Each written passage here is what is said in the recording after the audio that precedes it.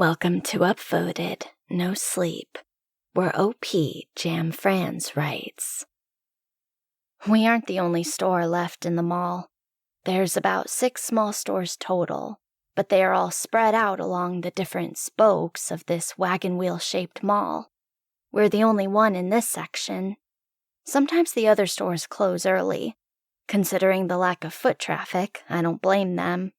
But with all the other storefronts dark, and much of the mall lighting itself dead, light can be very limited at night. I had never closed before, but at least Britt was going to be there with me. She was kind, peppy, and super helpful. The only thing is, Britt never came. She no-call, no-showed, which she had never done before. I was worried and called our manager, Chris. His exact response was, "No one wants to work these days. You can close alone, it's fine." He came by and dropped off the extra gate key, muttering about work ethic. I bit my tongue at that. I know Britt, and that she and her family are short on money. She worked her ass off, and she'd never just skip work without a good reason. Even then, I was confident she'd let us know. But that is how I ended up where I am now. My knees pulled to my chest, phone on silent, my screen brightness turned down, waiting for the sun to come up. Not alone. I wish I were. I'm banking on whatever is out there being averse to sunlight, because it's so pale, almost translucent. So how did I end up here, you ask?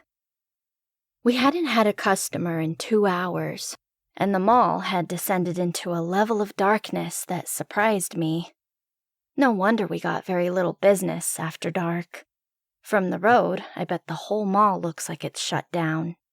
I wish we had some sort of music playing to break the utter silence, but the sound system, like most things in this place, was broken. I occupied myself by dusting and prepping everything for the next morning. It was both a good way to prepare for the approaching end of my shift and to distract myself while making a bit of noise in the process to cut through the thick silence. Eventually, I stepped out of the store and closed the gate so I could take a quick bathroom break. I had written up a "Be right back" smiley face sign to stick on the gate, but I doubted it'd be seen by any eyes other than my own. The green exit sign flickered at me before it, too, surrendered to the darkness.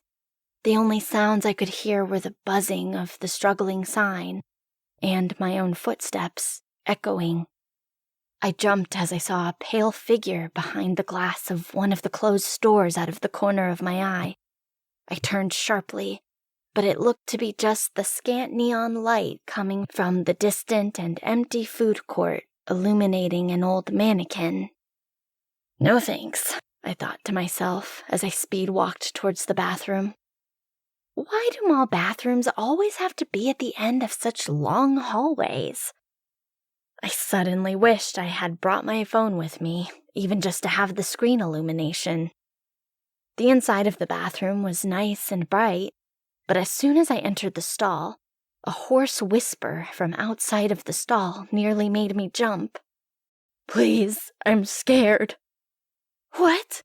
I whispered back, nervously. Silence. When I went to wash my hands, I noticed all the stalls were open, and it was quiet. I never heard anyone enter or leave. I thought I heard a choked sob from behind me, but chalked it up to my overactive imagination. The downside of the well-illuminated bathroom was that it made the hallway feel even more eerie once I entered back into the darkness.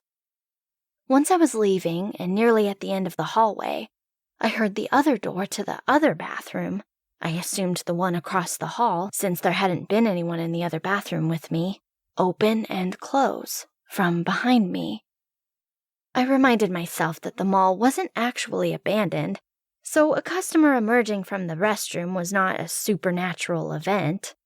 But what was concerning was how they filled the hallway with a pungent stench. like a dumpster full of old food that had been sitting out in the hot sun for days. I tried not to gag, or to betray my fear by looking over my shoulder. I thought I heard a wheezy rattling noise, like someone struggling to breathe. I quickened my pace. On my way back, I instinctively glanced back at the storefront with the mannequin that had scared the crap out of me earlier. The store was empty now. Nope. I sprinted back to my store. I could hear the wheezing, a sort of dragging shuffle behind me in the distance. I struggled with the gate because my hands were shaking, but I finally got it open. I opened it just enough for me to slide under, and I decided to close it behind me. If a customer did happen to come, I'd just unlock it and let them in. I felt infinitely better after I had locked the gate behind me. I drummed my fingers nervously on the counter when I noticed my fingers and palms were dirty. It looked like blood and was patterned as if it had come from the gate. It was thicker, darker, though. It didn't look fresh.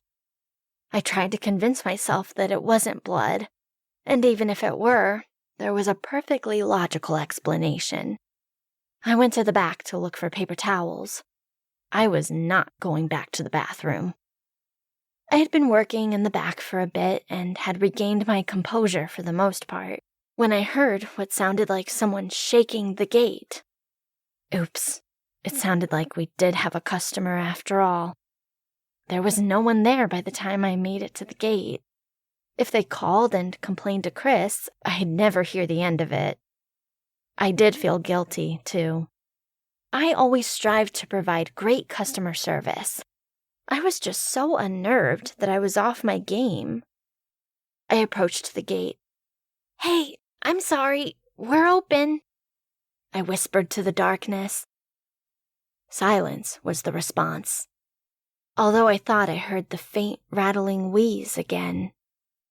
I craned my neck and angled my body so I could look further down the corridor. I could make out a tall, pale figure in the distance. Ah, so someone from one of the other stores was pranking me by moving mannequins around. Great. But as I stared, the distant purple neon light from the food court illuminated it enough for me to see that its arms and legs were too long. Its torso was too short to resemble any mannequin I had ever seen. The pale arms ended in long-fingered hands, stained a dark color. The exit sign it was standing under chose that moment to feebly attempt to flicker back to life. Flash, flash, flash. In each flicker of the weak green light, I got a brief look at its face. It was looking off to the side. I didn't see any eyes, but I could see what looked like slits for a nose and a long, wide mouth. I jumped back and gasped. In my haste, I accidentally rattled the gate loudly. Its head instantly jerked in my direction. Shoot! Flash, flash, flash. It was coming closer. I ran back and did my best to jump and clear the counter, but instead hung my foot and crashed into the display behind it. I didn't try and fix it. I just sat in a sort of upright fetal position. My khakis were torn, and a small line of blood seeped from my knee. I had scraped my chin and elbow on something, but I was otherwise physically okay. Chris is never going to let me hear the end of it for knocking the display over. It's still outside the gate. I can't see it, so I hope it can't see me. But every so often, I hear it wheezing. A low, guttural coming from directly outside. Right now, I hear it's rattling the gate, mixed in with sounds as if it's scraping long, thin fingers down the bars. I wonder if maybe Britt didn't no-call no-show after all. Maybe she never left the mall after she locked up last night. I'm not going home tonight. I'm waiting until the sun comes up. Oh, and I'm never closing again. And that was an upvoted No Sleep story by OP JamFranz. Sweet dreams.